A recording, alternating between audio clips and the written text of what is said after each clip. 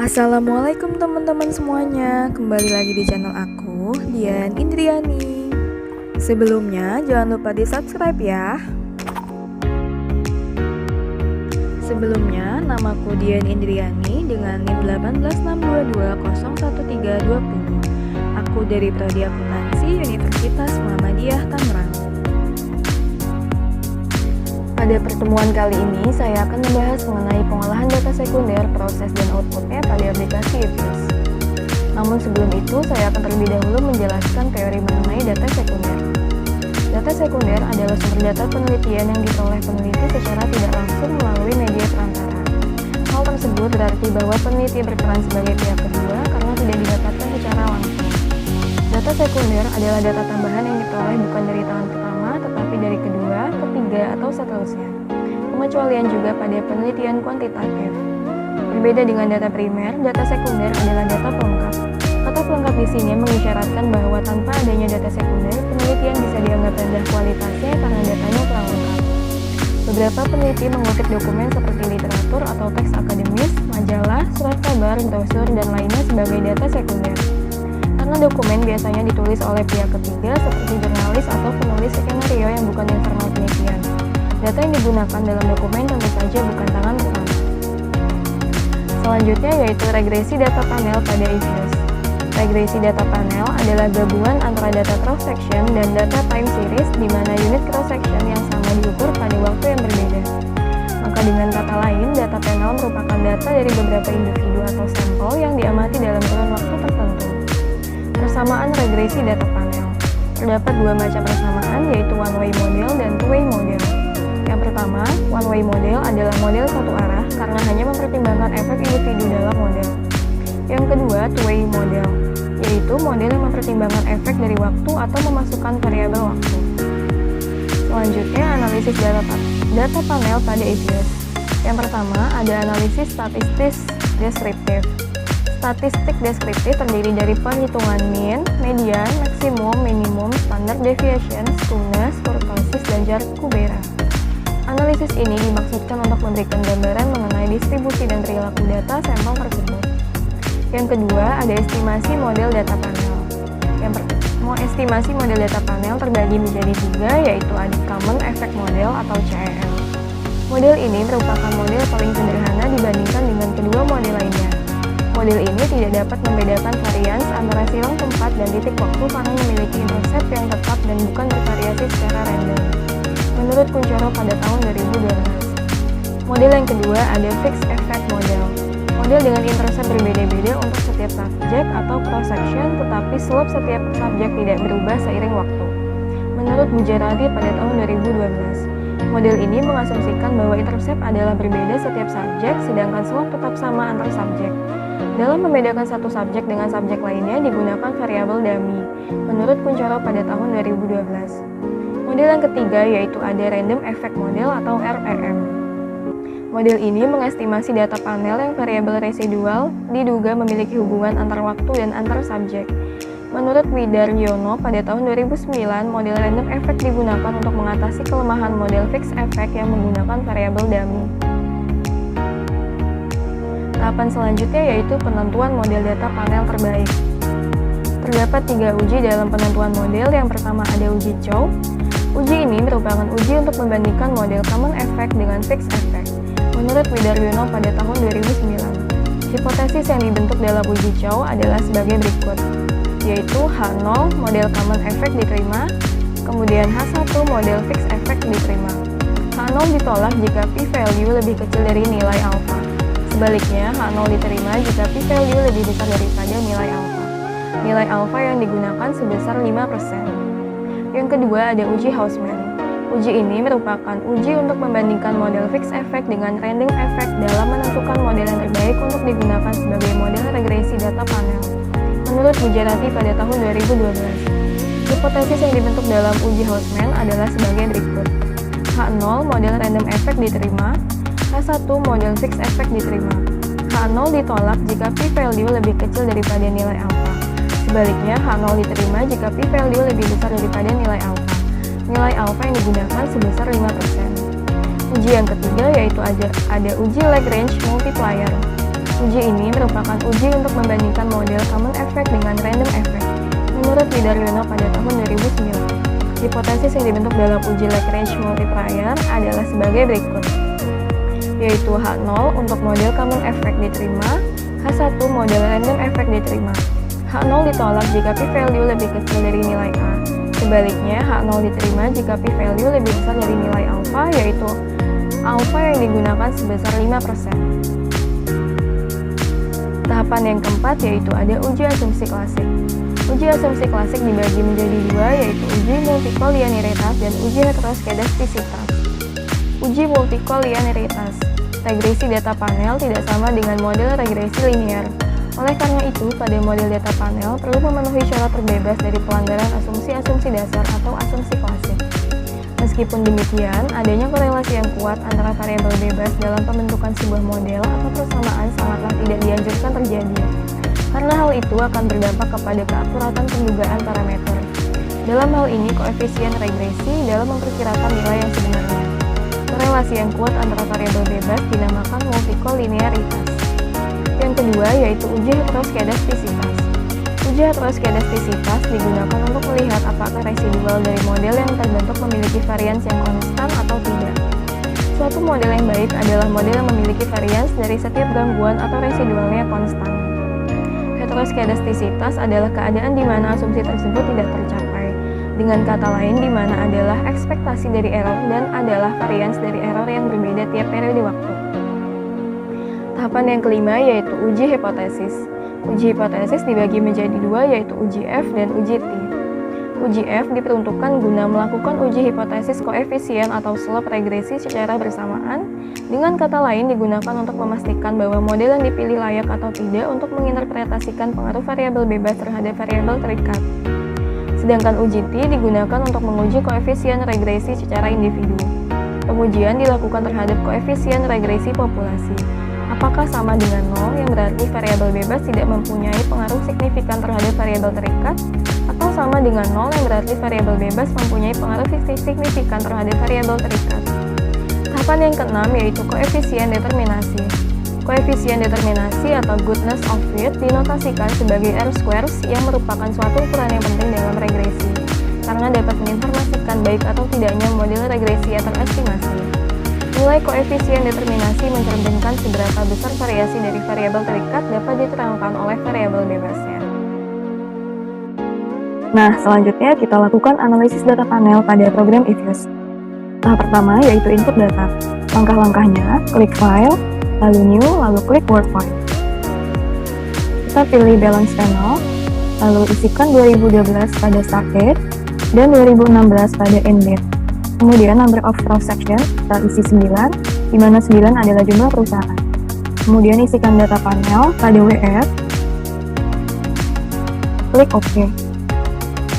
Untuk membuat objek, kita klik Objek, lalu New Object, pilih Series, kemudian isikan ISR sebagai variabel dependen, klik OK.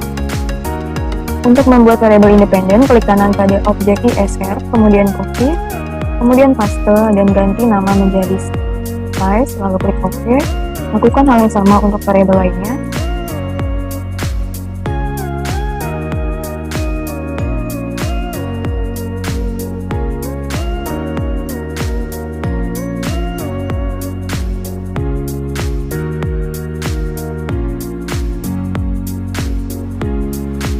Untuk memasukkan data, kita klik CTRL, lalu ISR secara urutan, size, ruang, darm, NPF, dan cukup. Kemudian klik kanan, pilih Open, lalu Extrude. Kemudian kita edit, lalu kita buka Excel, copy semua data,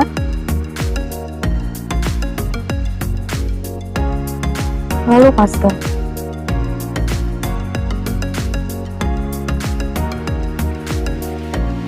Lalu kita lanjut ke tahap kedua, yaitu analisis statistik deskriptif. Langkah-langkahnya, kemudian grup statistik, kemudian deskriptif statistik, dan common sample. Kemudian klik OK. Nah, ini dia output dari analisis statistik deskriptif. Kita freeze agar outputnya tidak hilang. Lalu kita beri nama.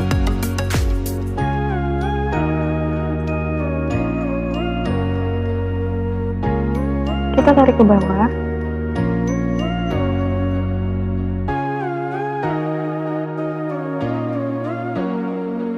Pada tabel ini dapat dijelaskan bahwa jumlah data atau observation yang digunakan dalam penelitian ini sebanyak 45 data.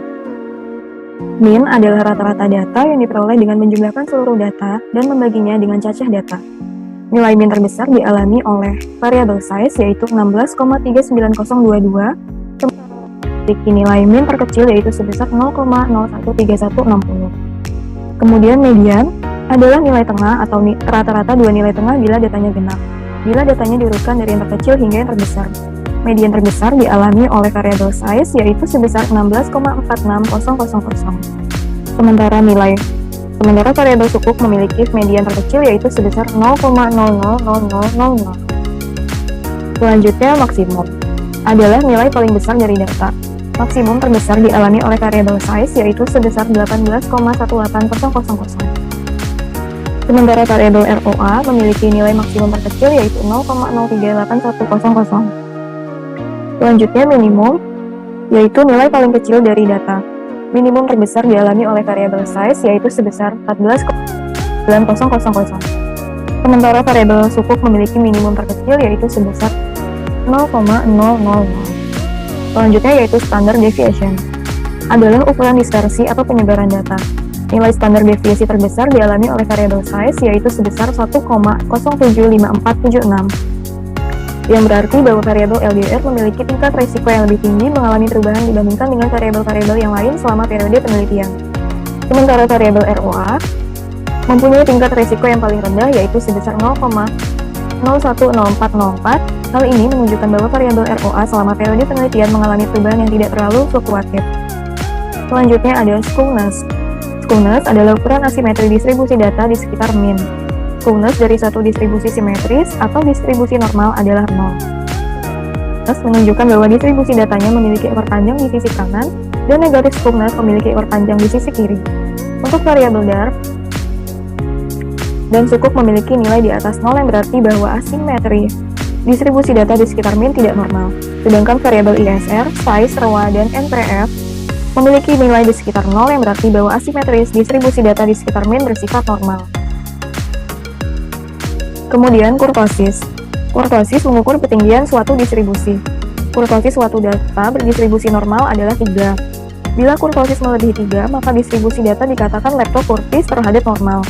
Bila kurtosis kurang dari 3, distribusi datanya datar atau platykurtik dibandingkan dengan data berdistribusi normal. Untuk variabel DARF dan sukuk memiliki nilai kurtosis, berarti bahwa ketinggian distribusi data tidak normal. Sementara variabel ISR, size, ROA, dan NPF memiliki nilai kurtosis kurang dari 3 yang berarti bahwa ketinggian distribusi data bersifat normal. Selanjutnya ada Jar-Kubera, yaitu uji statistik untuk mengetahui apakah data berdistribusi normal. Uji ini mengukur perbedaan skewness dan kurtosis data dan dibandingkan dengan apabila datanya bersifat normal. Dengan H0 pada data berdistribusi normal, uji Jar-Kubera didistribusi dengan X kuadrat dengan derajat bebas atau degree of freedom sebesar 2. Selanjutnya yaitu probabilitas. Menunjukkan kemungkinan nilai Jar-Kubera melebihi dalam nilai absolut, nilai terobservasi di bawah hipotesis 0. Nilai probabilitas yang kecil cenderung mengarahkan pada penolakan hipotesis 0 distribusi normal. Nilai probabilitas variabel ISR sebesar 0,0000, size sebesar 0,405041, dan NPF sebesar 0,747517 lebih besar daripada alfa 0,05. Kita tidak dapat menolak H0 bahwa data berdistribusi normal. Normal atau tidaknya distribusi data dalam analisis statistik deskriptif tidak membuat suatu penelitian gagal untuk dilakukan. Analisis statistik deskriptif digunakan hanya untuk melihat gambaran distribusi data yang akan diteliti saja. Kemudian kita close. Lalu kita lanjutkan ke tahap kedua, yaitu estimasi model regresi data panel. Yang pertama ada common effect model. Langkah-langkahnya yaitu klik quick, lalu estimate equation, lalu isi semua variabel,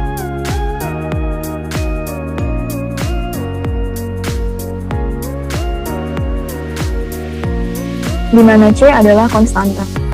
Kemudian pada panel option, pastikan cross section berada pada posisi none, klik OK. Ini dia output dari CEM atau Common Effect Model. Kita freeze agar outputnya tidak hilang, lalu kita beri nama,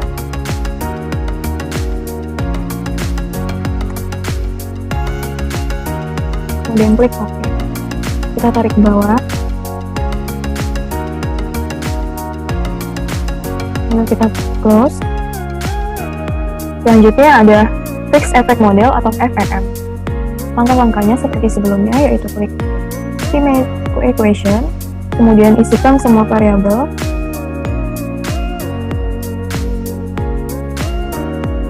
di mana C adalah konstan. Namun pada panel option, pastikan cross section berada pada posisi fixed, kemudian klik OK. Ini dia output dari Fixed Effect Model.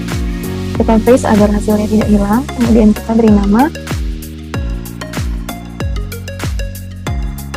Oke. Lalu kita tarik ke bawah. Model yang ketiga yaitu model Random Effect. Langkah-langkahnya yaitu klik Quick, kemudian Estimate Equation, isikan semua variabel,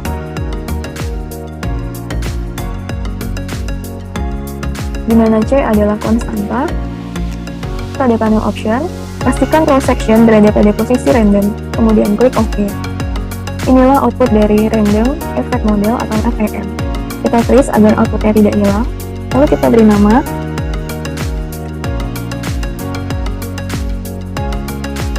klik OK, lalu kita tarik ke bawah. Ya, ini dia outputnya. Pada pembahasan saya kali ini, saya hanya akan menyampaikan penjelasan sampai estimasi model regresi data panel. Sekian penjelasan dari saya, kurang lebihnya mohon maaf. Wassalamualaikum warahmatullahi wabarakatuh.